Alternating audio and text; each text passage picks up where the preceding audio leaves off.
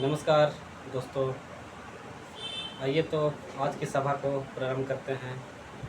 हमने अपने पिछले कक्षा में जो पाठ्य पाठन किया था वो ये कि मराठा राज्य का उद्भव कैसे हुआ। आपने देखा कि मराठा, चूँकि विशेष तौर पर मराठा राज्य का जो उद्भव हो रहा है वो शिवाजी के नेतृत्व में उद्भव हो रहा है। लेकिन शिवाजी के मरने के बाद किस तरह से उसके साम्राज्य में एक संकट का दौर आया और उस संकट के दौर में एक प्रोमिनेंट राज्य के रूप में उभरने वाले मराठा धीरे धीरे निष्प्राण की ओर गया, क्योंकि मराठा जो सरदार थे आपस में टकराव हो गए, आपसी बिखराव के शिकार हो गए। इसी का परिणाम था कि ब्रिटिश ईस्ट इंडिया कंपनी, चूँकि भारत में मराठाओं के बाद दूसरी पावरफुल फोर्सेस थी, ऐसे में मराठाओं का डिक्लाइन का फ़ायदा उठाते हुए ब्रिटिश कंपनी ने अपने आप को भारत में स्टेबल किया।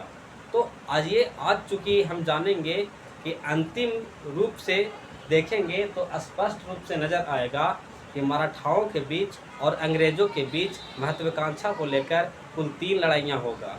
उन 3 लड़ाइयों को जानने से पहले हमने अपने जो पिछले कक्षा में जो बात किया था वो ये कि मराठा अंतर्गतवा किस तरह से जो 1761 में हो रहा पानीपत का युद्ध था उसमें पूरी तरह से पतन तो नहीं हुआ, लेकिन पतन के कगार पर जाकर बैठ गया। क्योंकि पानीपत का तृतीय युद्ध अफगानों से हारने के बाद मराठाओं को बहुत ज़्यादा सदमा लगा, क्योंकि उस युद्ध में धन जन की अपार क्षति, प्राण प्रतिष्ठा का धूमिल होना, लाखों लाखों सैनिक कमांडर मारे जाना। अतः यह जो काल था मराठाओं के लिए एक निष्प्राण का काल और एक उसके लिए खतरे का काल था। तो इन सभी आयामों को, इन सभी संदर्भों को, सभी बातों को हमने अपने पिछले कक्षा में चर्चा कर लिया था। आज उसी के लेकर जानेंगे कि मराठाओं सरदारों के बीच और किसके बीच, ब्रिटिश कंपनी के बीच कुछ युद्ध हुए हैं और उस युद्ध के बाद संधियाँ हुई है, उन सभी को जानेंगे। तो देखिए, प्रथम कर्नाटक युद्ध जो मराठा के साथ ब्रिटिश कंपनी लड़ रही है, यानी मराठाओं और ब्रिटिश कंपनी के बीच प्रथम आंग्ल मराठा युद्ध। इस युद्ध में क्या हुआ कि जो मराठा थे और मैसूर था और निज़ाम था, तीनों तो एक तरह से लड़ रहा है कहीं ना कहीं अपने भारतीय राज्य के पक्ष में, लेकिन फिर भी मैसूर को जो ब्रिटिशर्स थे वो कहीं ना कहीं अपने पक्ष में कर लिया था, क्योंकि मैसूर जो टीपू सुल्तान से था वो मुख्य रूप से अंग्रेज़ों के अधीन चला गया था। निज़ाम भी प्रत्यक्ष रूप से अंग्रेज़ों के तरह था। ऐसे में मराठा सरदार भी अलगाववादी थे। तो यह जो प्रथम कर्नाटक युद्ध था, प्रथम आंग्ल मराठा युद्ध था, इसमें विशेष तौर पर क्या हुआ कि पूर्ण रूपन जो युद्ध था वो कोई नहीं जीत पाया। अतः यह बराबरी पर छूटा। बराबरी पर युद्ध छूटने के बाद क्या हुआ, सलवाई की संधि हुई 1782 में। अब सलवाई के संधि के माध्यम से क्या हुआ कि मराठाओं ने ब्रिटिशर्सों को सालसीट और बसीन का इलाका दे दिया और क्या कहा कि ब्रिटिश व मराठा दोनों एक दूसरे का मित्र रहेंगे। और चूंकि मित्र रहेंगे तो मराठाओं से कहा कि हम मित्र हैं। क्या है, हम मित्र हैं। तो ऐसे में यदि हमारा युद्ध मैसूर से हो रहा है तो आप तटस्थ रहेंगे। एक हिस्टोरियन ने ठीक ही लिखा है जो मैं आगे आपको बताने वाला हूँ। तो मुख्य तौर पर आपको यहाँ पे ये चीज़ों को समझना है। एक बार इसको समराइज करते हैं ताकि आपके दिमाग में इसकी और क्लैरिटी जो है क्लियर हो सके। पहला क्या कि प्रथम आंग्ल मराठा युद्ध बराबरी पर छूटा, सलवाई की संधि हुई। सलवाई के संधि के माध्यम से मराठाओं ने ब्रिटिशर्सों को बसीन और सालसीट का क्षेत्र दिया। उसके साथ साथ यह भी कहा कि जो ब्रिटिश व मराठा है दोनों एक दूसरे का मित्र है, और जब हम दोनों मित्र हैं तो ब्रिटिशर्स कह रहे हैं कि जब हम दोनों मित्र हैं तो हमारा युद्ध जब मैसूर के साथ होगा तो ऐसे में आप तटस्थ रहेंगे। एक हिस्टोरियन ने कहा है कि सलवाई के संधि के माध्यम से भारतीय राजनीति का, कूटनीति का चाबी अंग्रेज़ों के पास चला गया। क्योंकि यहाँ पे अंग्रेज़ों ने क्या किया, अपने खेमे में मराठाओं को मिलाया, दोस्त बनाया और मैसूर को साफ करने का दिमाग लगाया। चूँकि अंग्रेज़ यह भी जान रहा है कि हम एक एक करके साफ करेंगे नहीं, क्योंकि आखिर दुश्मन हमारा मराठा भी तो है, तो मराठा को अभी घेर में लेते हैं और लास्ट में हम इसको सफाया कर देंगे। तो ये चीज़ है जो आपको यहाँ पे समझना था। दूसरी बात, द्वितीय आंग्ल मराठा युद्ध। द्वितीय आंग्ल मराठा युद्ध का शुरुआत अगर देख रहे हैं आप, तो ये बसीन की संधि के माध्यम से हो रहा है। प्रारंभ में चूँकि बसीन की संधि से होगा, बसीन की संधि के बाद क्या क्या शर्तें थे इस संधि में, उसके बारे में जानेंगे। 1803 से 1805 के मध्य युद्ध हुआ। उसके साथ साथ विभिन्न जो सरदार थे वो अंग्रेज़ों से संधि कर गए। जिन सरदारों को लगा कि हम ब्रिटिशर्स के सामने घुटने टेक देंगे, उसके बलीबूती हम नहीं चल पाएंगे, तो ऐसे में उन्होंने अंग्रेज़ों से क्या कर लिया, संधि कर लिया। तो ये चीज़ था जिसको आपको समझना है। अब हम समझते हैं पहला, बसीन के संधि के माध्यम से क्या हुआ। बसीन के संधि के माध्यम से वही हुआ कि जो उस समय का जो पेशवा था वो निष्प्राण पेशवा था, जिसका नाम था बालाजी द्वितीय। कौन थे? बालाजी द्वितीय, सॉरी बालाजी द्वितीय नहीं, थोड़ा यहाँ पे मिस्टेक हुई है, बाजीराव द्वितीय। तो जो बाजीराव द्वितीय पेशवा शासक था ये निष्प्राण हो चुका था। इस पर इंदौर के होलकर, नागपुर के भोसले और अन्य तरह के जो सरदार थे हमेशा आक्रामक होते रहते थे। तो ऐसे में इन्होंने क्या किया कि जाकर अंग्रेज़ों के शरण में जा पहुंचा और कहा कि मुझे वास्तविक तौर पर आप पेशवा बना दीजिए, इसके बदले मैं आपको धन जन अत्यधिक दूंगा, कुछ क्षेत्र भी दूंगा। ये सारा जो एग्रीमेंट था पेशवा बाजीराव द्वितीय वर्सेस ब्रिटिश के बीच हो गया। ऐसे में जो ब्रिटिश था वो पेशवा को फिर से क्या किया, तो शासक बना दिया मुख्य तौर पर, और क्या कहा कि हम आपकी सिक्योरिटी करेंगे। ब्रिटिशर्सों ने किससे कहा? पेशवा से, कि हम आपका सिक्योरिटी करेंगे, इसके बदले में आप जो हमारे आपके दरबार में जो हमारे सैनिक होंगे उसका आप एक रकम चुका दीजिएगा, यानी आप उसे सैलरी दे दीजिएगा। तो ये तरह से पेशवा ने कई तरह के सहूलियत प्रदान किया, किसको?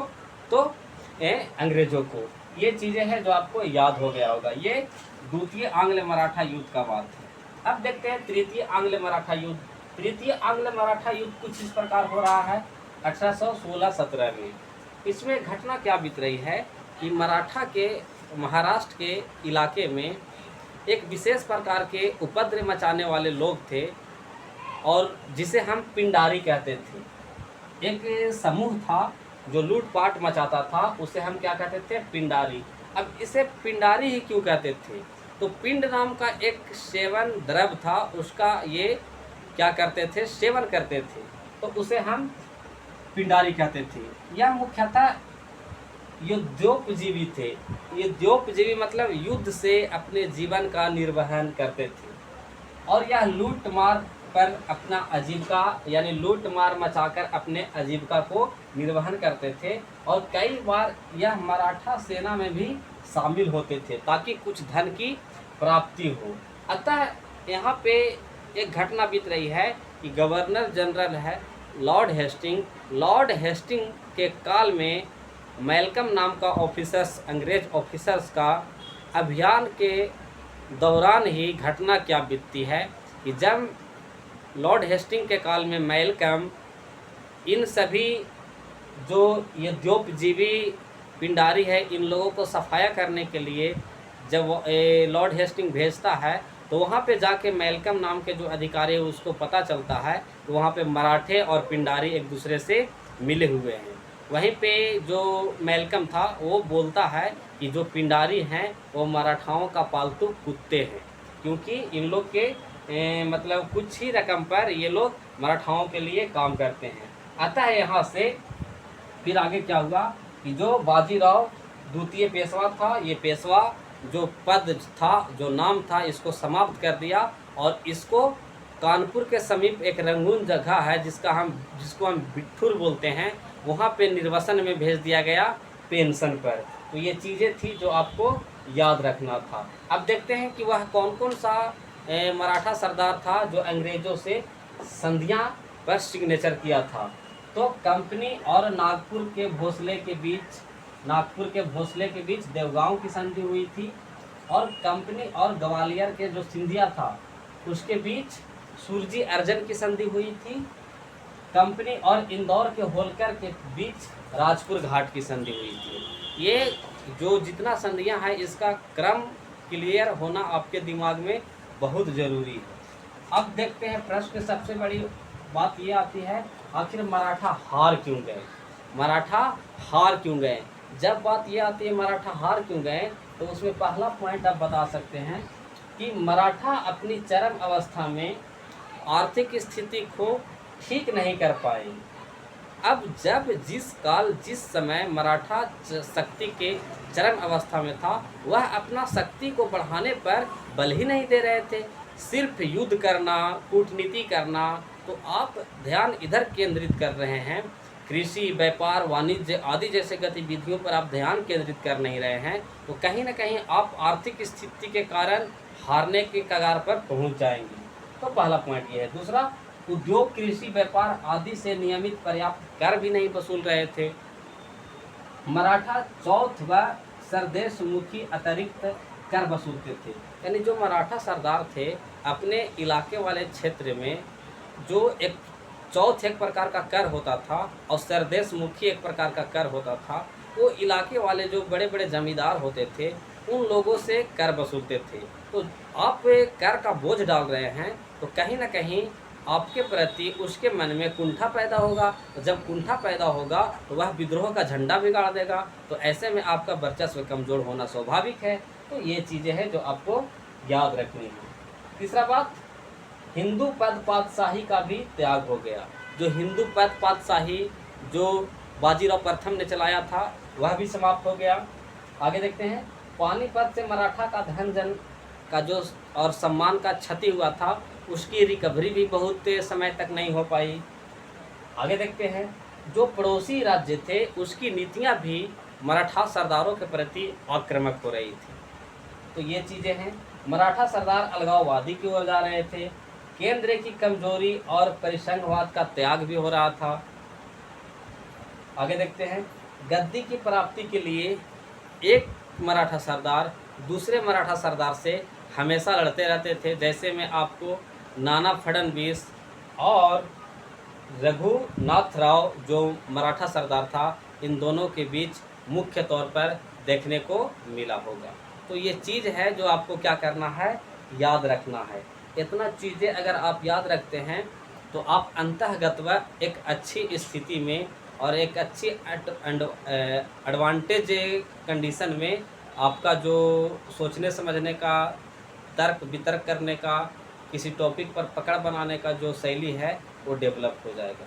तो ये चीज़ था जो मैंने आपको बता दिया। अगर यहाँ पे कुछ याद रखने वाली है तो मराठे हार क्यों गए मेंस के पॉइंट ऑफ व्यू से, और पीटी के पॉइंट ऑफ व्यू से ये कि प्रथम आंग्ल मराठा युद्ध में क्या क्या घटनाएं घटी। इसलिए मैं इसे पुनः रिपीट करना चाहूँगा कि ताकि आपके दिमाग में इसका क्लैरिटी जो है क्लियर हो जाए।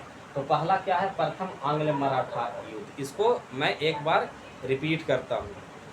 प्रथम आंग्ल मराठा युद्ध में क्या हुआ, तो सबसे पहले याद रखना है कि प्रथम आंग्ल मराठा युद्ध बराबरी पर छूटा।